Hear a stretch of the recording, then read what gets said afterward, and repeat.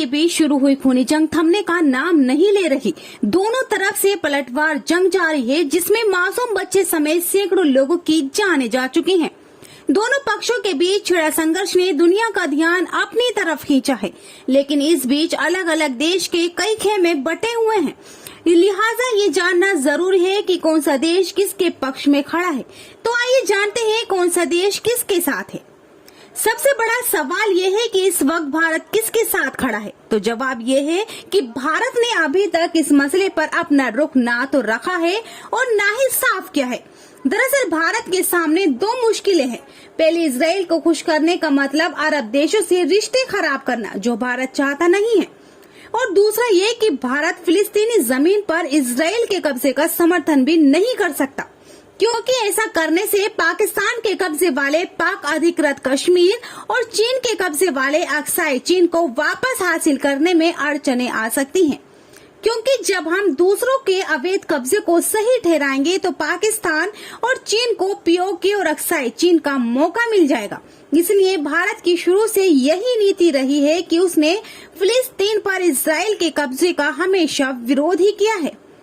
इसके अलावा भारत एक अकेले इजराइल को खुश करने के लिए अरब देशों की नाराजगी भी मोल नहीं लेना चाहता। भारत का अरब देशों के साथ करीब 121 अरब डॉलर का व्यापार है, जो भारत के कुल विदेशी व्यापार का 19% है। तेल का सबसे ज्यादा आयात भी हम इन्हीं से करते हैं। इसके अलावा भारत के करीब 1 करोड़ लोग अलग अलग अरब देशों में नौकरियां करते हैं। वहीं दूसरी तरफ इजराइल के साथ हमारा व्यापार सिर्फ 5 अरब डॉलर का है। इसलिए भारत फिलहाल इस मसले पर हर कदम फूंक फूंक कर उठा रहा है। यही हाल दुनिया के और भी बहुत से देशों का है। कुछ खुलकर इजराइल के साथ खड़े हैं तो कुछ फिलिस्तीन के। हालांकि दो गुटों में बटे दुनिया के सभी देश चाहते हैं कि मसला शांति से सुलझा जाए और जंग की नौबत ही न आए।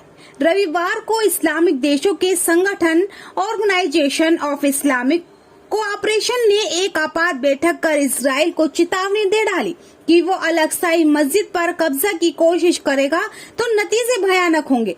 ये मीटिंग सऊदी अरब ने बुलाई थी। अब बात करें अमेरिका की, तो ये किसी से छिपा नहीं है कि उसकी निकटता इजराइल के साथ है।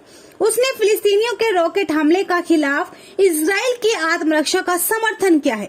हालांकि राजनयिक स्तर पर संघर्ष विराम की कवायद शुरू कर दी है और दोनों पक्षों के बीच विवाद के हल पर अपनी प्रतिबद्धता जताया है।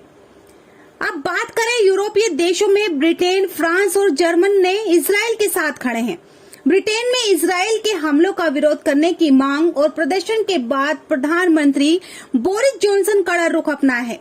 उन्होंने ट्वीट करके कहा, हमारे समाज में कट्टरता के लिए कोई जगह नहीं है। मैं ब्रिटेन के यहूदियों के साथ खड़ा हूँ।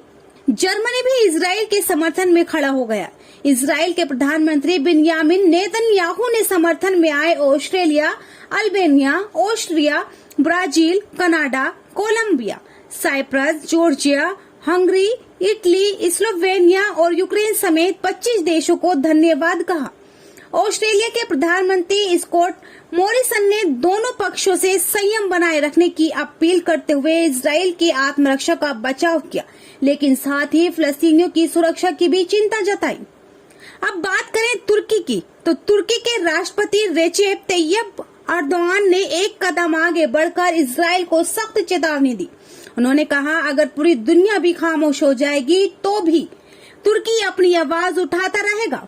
उन्होंने इजराइल पर प्रतिबंध लगाने की भी मांग की।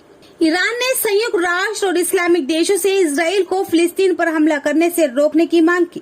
पाकिस्तान ने भी फिलिस्तीनियों पर हमले के खिलाफ इजराइल की खुलकर आलोचना की है। इंडिया की आवाज को लाइक करें, शेयर करें और सब्सक्राइब करना न भूलें। धन्यवाद।